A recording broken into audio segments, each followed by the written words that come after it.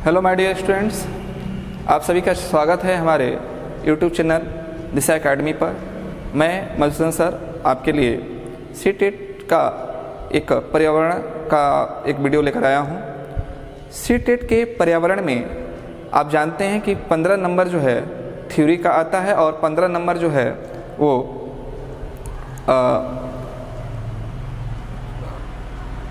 15 number जो है शिक्षण का आता है। ठीक है, तो 15 नंबर की थ्योरी आती है और 15 नंबर का शिक्षण आता है। इस 15 नंबर की थ्योरी में आप जो है 13 नंबर तक आराम से ला सकते हैं, ये हमारा आपसे वादा है। जिस तरीके से मैं आपको बता रहा हूँ, जिस तरीके से मैं आपको सिलेबस कंप्लीट कराऊंगा इसका, उस तरीके से अगर आप पढ़े और मेरी बातों पर ध्यान रखते हुए आगे बढ़े तो इस 15 में से 13 नंबर लाना बहुत ही आसान होगा आपके लिए। अधिकतर देखा यह गया है कि अप टू क्लास 5 तक जो पर्यावरण के प्रश्न उठाए जाते हैं थ्योरी में, वह एनसीईआरटी की किताबों से उठाए जाते हैं। वह एनसीईआरटी की 3 किताबों से उठाए जाते हैं। वे किताबें होती हैं ये, ठीक है, ये किताबें। इन किताबों से जो है अधिकतर प्रश्न आपको दिए जाते हैं, पूछे जाते हैं। ये आसपास किताब है क्लास 3 की, ये आसपास की किताब है क्लास 4 की, और ये आसपास की किताब है क्लास 5 की। अधिकतर प्रश्न जो है क्लास 5 से ही पूछे जाते हैं, लेकिन पढ़ना हमें तीनों किताबों को। साथ ही साथ कक्षा 6 और 7 के विज्ञान की किताबों से भी कुछ प्रश्न इसमें डाल दिए जाते हैं। तो इन सभी किताबों का हमें अध्ययन करना है। अब अध्ययन करने का मतलब ये नहीं है कि सारी किताबों को हमें रटना है। कुछ इसमें इंपॉर्टेंट पॉइंट्स होते हैं, कुछ इसमें इंपॉर्टेंट फैक्ट होते हैं। उन पॉइंट्स को, उन फैक्ट्स को हमको पढ़कर जाना है। ठीक है, तो हम शुरुआत करेंगे सबसे पहले क्लास 5 की किताब से, क्योंकि क्लास 5 की किताब से बहुत सारे प्रश्न पूछे जाते हैं। इसलिए पहले हम स्टार्टिंग वहीं से करेंगे, क्लास 5 की किताब से। और क्लास 5 की जो किताब है उसमें जो पहला चैप्टर है, उस पहले चैप्टर का नाम है कैसे पहचाना चींटी ने दोस्त को। ठीक है, तो अब आप नोट्स अपना कैसे बनाएंगे सीटेट के लिए, सीटेट पर्यावरण के लिए, ठीक है, हमारे माध्यम से और हमारे तरीके से। तो जैसे मैं कह रहा हूँ वैसे आप नोट्स बनाइए। सबसे पहले आप अपनी कॉपी खोलिए और उस कॉपी में आप लिखिएगा क्लास 5, ठीक है, क्लास 5। इस क्लास 5 लिखने का मतलब आपकी किताब क्लास 5 से आसपास की जो है उससे ये प्रश्न आएंगे। और पाठ 1, पाठ का नाम है कैसे पहचाना चींटी ने दोस्त को। ठीक है, कैसे पहचाना चींटी ने दोस्त को, ये चैप्टर का नाम आप दे दीजिए। ठीक है, अब आते हैं इस चैप्टर में क्या है। तो देखिए, इस चैप्टर में जानवरों के सूंघने की शक्ति, सुनने की शक्ति, देखने की शक्ति और महसूस करने की शक्तियों के बारे में बताया गया है। ठीक है, और जानवर और क्या क्या गतिविधियां करते हैं इनके पर भी इस पाठ में बताया गया है। तो हम लोग इसको पॉइंट टू पॉइंट नोट करेंगे। तो आप पॉइंट टू पॉइंट नोट तक करते जाइए। पहला जो हेडिंग आप देंगे, पहला पॉइंट जो हेडिंग देंगे, सूंघने की शक्ति, सूंघने की शक्ति। ठीक है, तो आप जानते हैं जानवरों में सूंघने की शक्ति बहुत होती है। वह सूंघ कर किसी चीज़ को पहचान सकते हैं, जान सकते हैं। ठीक है, जैसे आप देखे होंगे कुत्ता जो है वह सूंघ कर आदमी को खोज लेता है, पहचान लेता है, उसकी गंध और उसके गंध से पहचान जाता है। जैसे पुलिस वाले जो है कुत्तों का प्रयोग करते हैं किसी को पकड़ने के लिए, तो वह कुत्ता कैसे पकड़ता है, गंध उस व्यक्ति का जो है उससे वो पहचानता है कि वो कहाँ है, कैसे है। ठीक है, तो जानवरों में सूंघने की शक्ति बहुत अच्छी होती है, लेकिन सभी जानवरों में नहीं, कुछ जानवरों में होती है। तो पहला पॉइंट इसमें लिखिएगा सूंघने की शक्ति वाले में। पहला पॉइंट, जब चींटियां चलते समय जमीन पर कुछ ऐसा छोड़ती हैं जिसे सूंघकर पीछे आने वाली चींटियों को रास्ता मिल जाता है। यानी चींटियां जो होती हैं वो आप देखते होंगे एक कतार में एक के पीछे एक चलती जाती हैं। ठीक है, तो वे क्या करती हैं कि ज़मीन पर कुछ ऐसा पदार्थ छोड़ती हैं जिसे सूंघकर पीछे वाली चींटी जो है आगे बढ़ते रहती है, और इस तरह से एक साथ एक लाइन बनाकर ये लोग चलते रहते हैं। दूसरा पॉइंट, कुछ नर कीड़े मकोड़े अपनी मादा कीड़ों की गंध से उनकी पहचान कर लेते हैं। जैसे रेशम का कीड़ा अपनी मादा को उसकी गंध से कई किलोमीटर दूर से पहचान लेता है।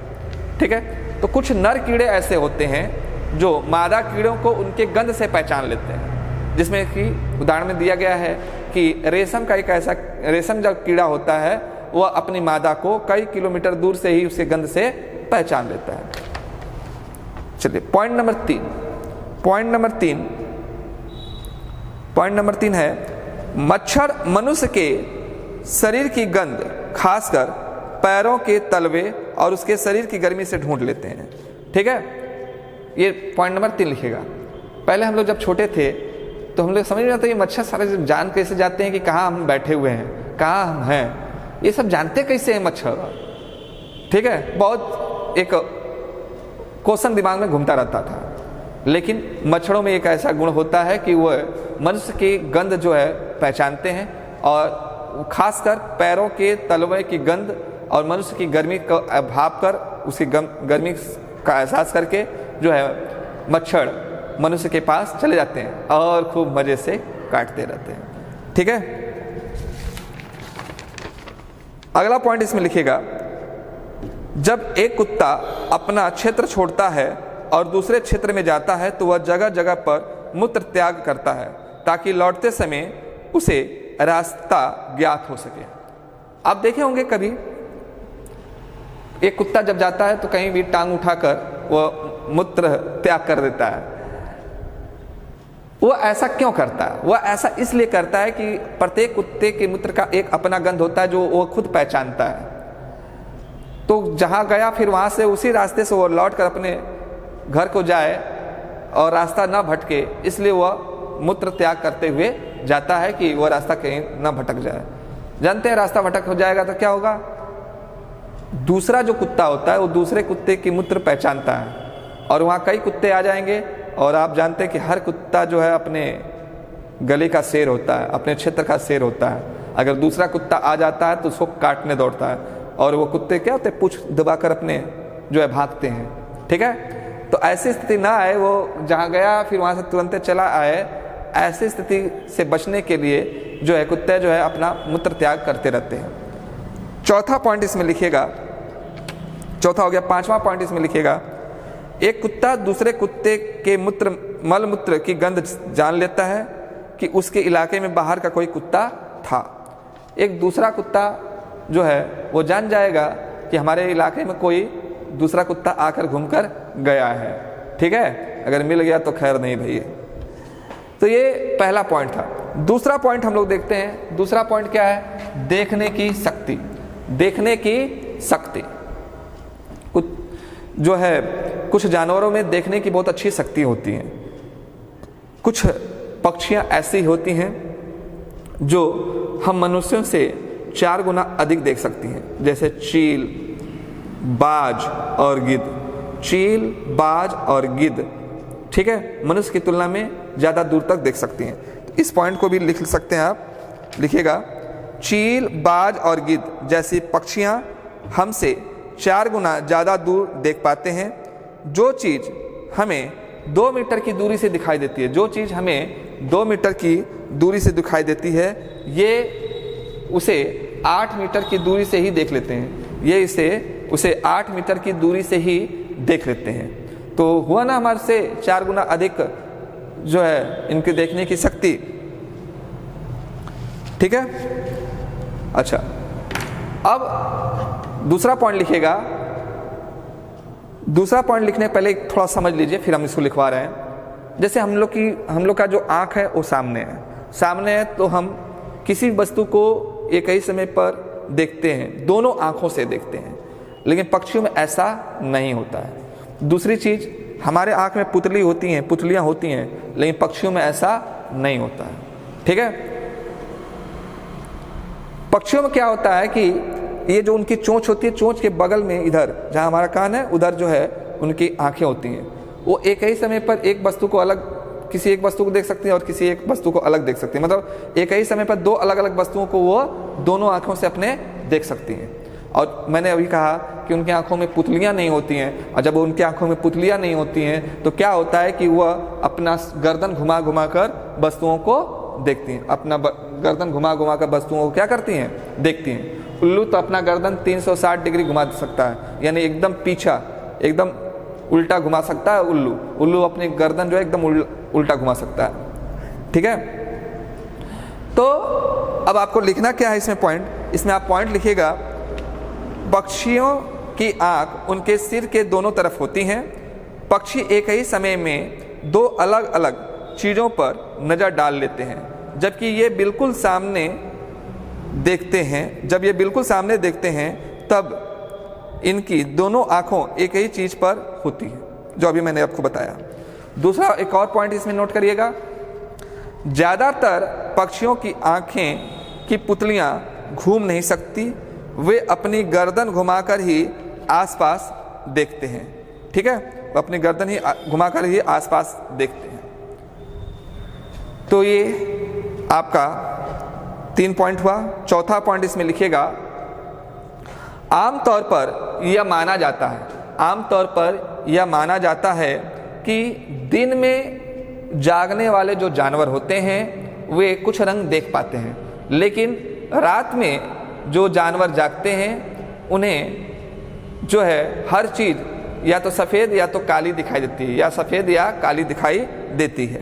ठीक है, सफ़ेद और काली ही उनको दिखाई देती है, सफ़ेद और काली उनको दिखाई देती है। तो ये था देखने की शक्ति में। अब हम बात करेंगे सुनने की शक्ति। सुनने की शक्ति, कुछ ऐसे जानवर हैं जिनमें गजब की सुनने की शक्ति होती है। जैसे आप सांप ले लीजिए, सांप के कान नहीं होते हैं लेकिन बहुत तेज सुनता है, और लोग कहावत भी कहते हैं सांप का कान है, बहुत तेज सुनता है ना, सांप का कान है। ठीक है, तो यहाँ एक पॉइंट आप लिख लीजिएगा, एक ही पॉइंट है, सांप के बाहरी कान नहीं होते हैं, जमीन पर हुए कंपन को ही वह सुन पाता है, जमीन पर हुए कंपन को ही वह सुन पाता है। ठीक है, अब उसके बाद चौथा पॉइंट जो होगा, आवाज़ की शक्ति। आवाज़ की शक्ति, ठीक है, आप लोग लंगूर जानते हैं? लंगूर, अंगूर नहीं, लंगूर। लंगूर यानी वह बंदर जिसकी खूब लंबी लंबी पूँछें होती हैं, मुंह काला होता है, वो लंगूर कहलाता है। ठीक है, लंगूर। तो ये लंगूर जो है अपने अन्य साथियों को संदेश दे देते हैं कि यहाँ खतरा है। कुछ पक्षियाँ भी ऐसी होती हैं जो अपने साथियों को आवाज़ देकर कह देती हैं कि यहाँ पर खतरा है। कुछ मछलियाँ भी ऐसी होती हैं जो आवाज़ देकर अपने अन्य साथी मछलियों को बता देती हैं कि यहाँ पर खतरा है। ठीक है, तो ये इनकी आवाज़ की शक्ति है। इसमें पहला पॉइंट लिखिएगा, कुछ जानवर जैसे लंगूर अपने आस पास की मुसीबत जैसे शेर, चीता, बाघ को देखकर एक खास आवाज़ निकालते हैं और अपने साथियों को संदेश देते हैं। दूसरा पॉइंट नोट करिएगा, कुछ पक्षी अलग अलग खतरों के लिए अलग अलग आवाज़ें निकालते हैं। जैसे उड़कर आने वाले दुश्मन के लिए एक अलग तरह की आवाज़, और ज़मीन पर चलकर आने वाले दुश्मन के लिए एक अलग तरह की आवाज़। ऐसे कुछ पक्षियाँ करते हैं। तीसरा पॉइंट इसमें नोट कर लीजिएगा, मछलियाँ खतरों की चेतावनी एक दूसरे को बिजली तरंगों से देती हैं। मछलियाँ खतरे की चेतावनी एक दूसरे को बिजली की तरंगों से देती हैं। ठीक है, चौथा पॉइंट, डॉल्फिन भी अलग अलग तरह की आवाज़ें निकालती है और एक दूसरे से बातें करती हैं। जो डॉल्फिन मछली होती है वह भी अलग अलग तरह की आवाज़ें निकालती हैं और एक दूसरे से बातें करती हैं। ठीक है, तो ये 4 पॉइंट इस आवाज़ वाली शक्ति वाले टॉपिक में है। अब अगला जो हम लोग टॉपिक बात करेंगे, अगला जो पॉइंट हम लोग बात करेंगे, कितना सोया। कितना सोया। बहुत सारे ऐसे जानवर आप देखते होंगे जो कि गर्मी में दिखाई देते हैं लेकिन जाड़ों में यानी सर्दियों में दिखाई नहीं देते हैं। आपको मालूम चलता है वो कहाँ जाते हैं?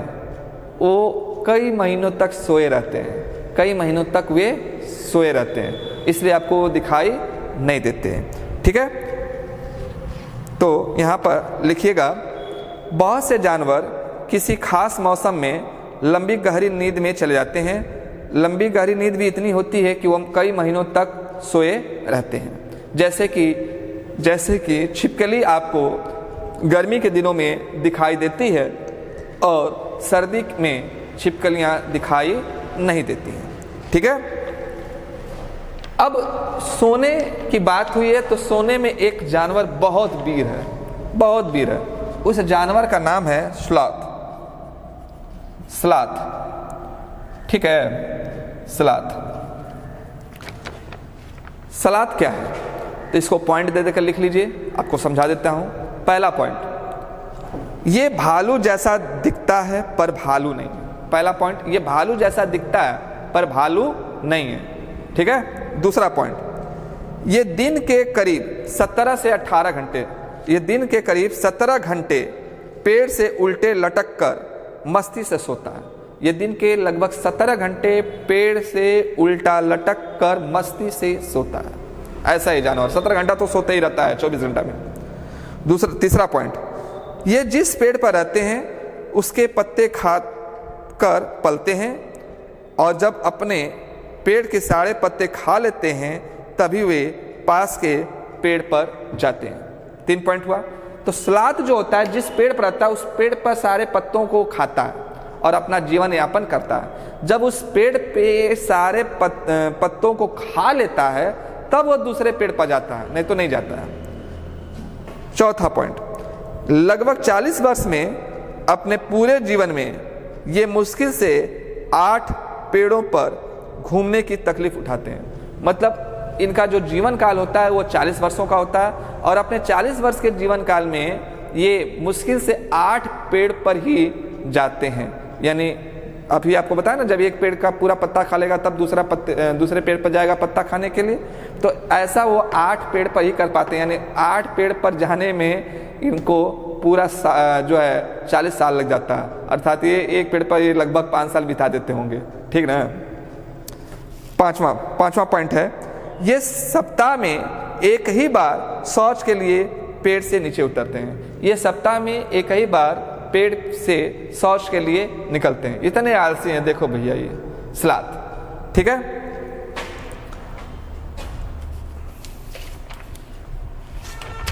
अब कहीं कहीं आपको परीक्षाओं में चित्र भी देखने को मिल जाता होगा। ठीक, क्या चित्र देखने को मिलता है ये अभी हम आपको बता देते हैं।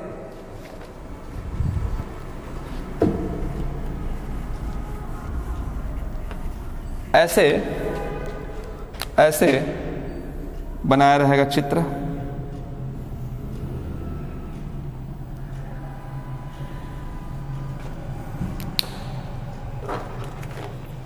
एक गोला बना दिया, इसको 12 बराबर भागों में बांटा रहेगा।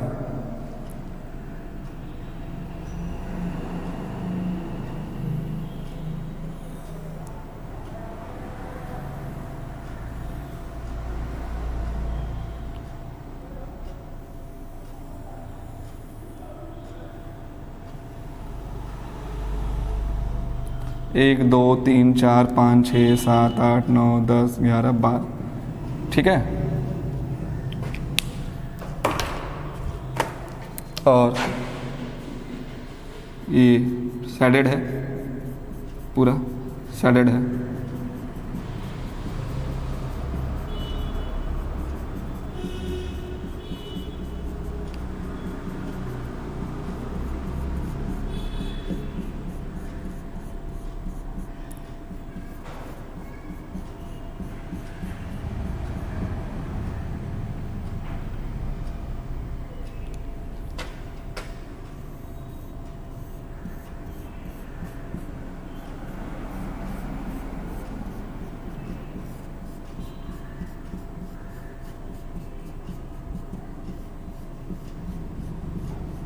इस साइड है पूरा रंगा हुआ है, और यहाँ पर लिख दिया 24 घंटा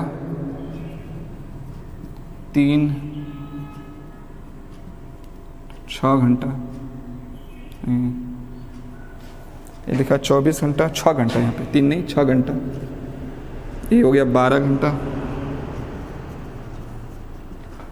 और ये 18 घंटा।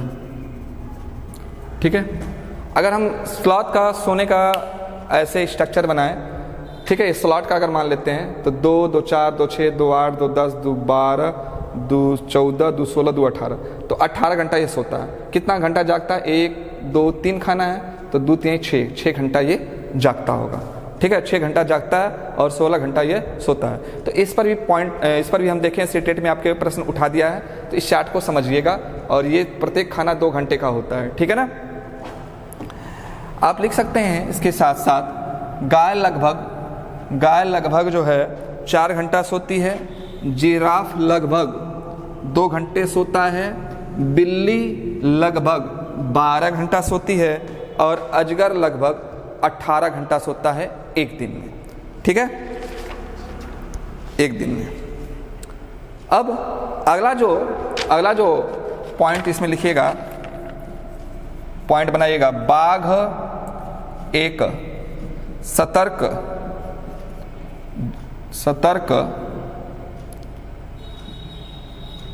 जानवर। बाघ एक सतर्क जानवर। ठीक है, तो इस चैप्टर में बाघ के बारे में भी दिया गया है और यहाँ से प्रश्न भी पूछता रहता है। बाघ वाला प्रश्न जो है परीक्षाओं में पूछता रहता है। तो पहला पॉइंट इसमें लिखिएगा कि क्या क्या खूबियाँ हैं। नंबर 1, बाघ अंधेरे में हमसे 6 गुना बेहतर देख सकता है। बाघ हमसे अंधेरे में 6 गुना बेहतर देख सकता है। दूसरा पॉइंट, बाघ की मूंछें हवा में हुए कंपन को भाप लेती हैं और उसे शिकार की बिल्कुल सही स्थिति का पता चल जाता है। इससे वह अंधेरे में भी रास्ता ढूंढने में मदद मिलती है। ठीक है, अगर बाघ है तो बाघ की जो मूंछें हैं वो हवा में हुए कंपन को भापती हैं और हवा में हुए कंपन को भापने से वह अपने शिकार को पहचान लेता है कि कहाँ पर है शिकार, किस स्थिति में है। और दूसरा चीज़, ये अंधेरे में, ये इसकी जो मूंछें होती हैं अंधेरे में भी इसको चलने में सहायता करती हैं। नंबर 3, बाघ मौके के अनुसार अपनी आवाज़ बदलता रहता है। गुस्से में यह अलग आवाज़ और बाघिन को बुलाना हो तो एक अलग आवाज़ निकालता है। ठीक है, कभी कराहना हो तो अलग आवाज़ और कभी गुर्राना हो तो अलग आवाज़। बाघ का गुर्राना 3 किलोमीटर तक सुना जा सकता है। ठीक है, बाघ का गुर्राना कितने किलोमीटर तक? 3 किलोमीटर तक सुना जा सकता है। और बाघ जो है अलग अलग तरह की आवाज़ें निकालता रहता है।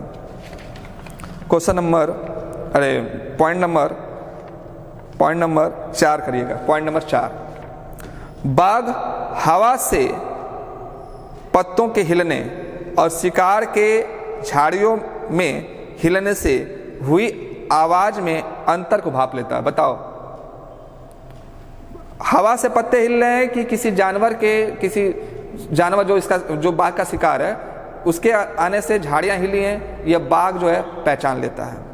तो वही बताया गया है, बाघ हवा से पत्तों के हिलने और शिकार में झाड़ियों के हिलने की आवाज के अंतर को भाप लेता है।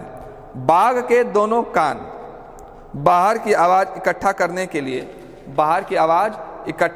के लिए अलग अलग दिशाओं में बहुत ज़्यादा घूम भी जाते हैं। तो बाघ का जो कान होता है अलग अलग दिशाओं में ऐसे अलग अलग दिशाओं में जो है घूमता रहता है, अलग अलग आवाज़ों को इकट्ठा करने के लिए। और 5वां जो इसमें पॉइंट होता है, बाघ अपने इलाके में मूत्र करके अपनी गंध छोड़ता है। ठीक है, और अपना इलाका बनाता है कि ये इलाका हमारा है। दूसरा बाघ अगर कहीं किसी क्षेत्र में प्रवेश करता है तो उस बाघ के मूत्र की गंध से जान जाता है कि यहाँ पर कोई पहले से बाघ मौजूद है, तो उस इलाके में घुसना है उसे कि नहीं घुसना है, अब उस बाघ के ऊपर निर्भर करता रहता है। ठीक है, तो बाघ जो है इतना सतर्क जानवर होता है, लेकिन इतना सतर्क जानवर होते हुए भी बाघ का शिकारी कर लेते हैं। ठीक है, बाघ का शिकारी कर लेते हैं। बाघ आज मारे जा रहे हैं। ठीक है, बाघों के संरक्षण के लिए ही राष्ट्रीय उद्यान बनाया गया है। ठीक है, राष्ट्रीय उद्यान एक टॉपिक होगा जो हम आपको बाद में पढ़ाएंगे। अब इसमें एक लास्ट हेडिंग दे दीजिएगा, लास्ट हेडिंग दे दीजिएगा जानवरों का शिकार। जानवरों का शिकार।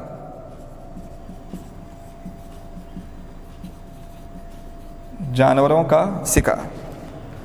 तो इसमें लिखेगा जानवरों का शिकार करने वाले लोग शिकारी कहलाते हैं।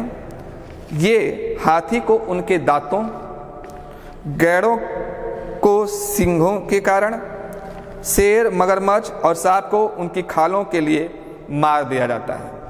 यानी हाथी को उसके दांत की वजह से मारा जाता है, उसके दांत लिए जाते हैं। गैड़े को उसका सींग के लिए मारा जाता है, सींग से जो है दवा बनती है, उत्तेजक दवाएं बनती हैं। और बाघ, मगरमच्छ और सांप को इसलिए मारा जाता है कि उनका खाल का प्रयोग होता है। एक और जानवर है कस्तूरी मृग। कस्तूरी मृग भी मार दिया जाता है क्योंकि कस्तूरी मृग में जो है एक खुशबू पाई जाती है। तो खुशबू को प्राप्त करने के लिए कस्तूरी मृग की जो है उसका शिकार हो जाता है, उसकी हत्या होती है। तो इस टॉपिक में इतने ही इम्पॉर्टेंट फैक्ट्स थे। इन फैक्ट्स के ऊपर कैसे कैसे प्रश्न पूछे गए हैं अगले वीडियो में मैं प्रश्नों को लेकर आऊँगा। तो मेरे अगले वीडियो का इंतज़ार करिए। मिलते हैं अगले वीडियो में। अगर ये वीडियो हमारा आपको अच्छा लगा हो तो इस वीडियो को लाइक करिए, सब्सक्राइब करिए और अपने ग्रुप में, अपने फ्रेंड सर्किल में इस वीडियो को ज़्यादा से ज़्यादा शेयर कर लीजिए, क्योंकि ऐसा क्लास जो है अभी आप नहीं पढ़े होंगे। ठीक है, अगर कोई बात आपको कहनी है तो आप कमेंट सेक्शन में जाकर कमेंट कर सकते हैं। हमें विश्वास है कि आपको ये क्लास अच्छा लगा होगा। ठीक, हमारे दिशा एकेडमी के ऐप पर भी जो है इस सी टेट के क्लास को जोड़ दिया गया है फ्री ऑफ कॉस्ट। जो लोग यूपी टेट का क्लास लिए हैं उसमें सी टेट का पर्यावरण भी जोड़ दिया गया है, आप वहाँ भी देख सकते हैं। ओके, तो मिलते हैं अगले वीडियो में। अगले वीडियो के लिए मेरा इंतजार करिए, बहुत अच्छे अच्छे प्रश्न वहाँ पर लेकर आएंगे। धन्यवाद, नमस्कार, जय हिंद, जय भारत।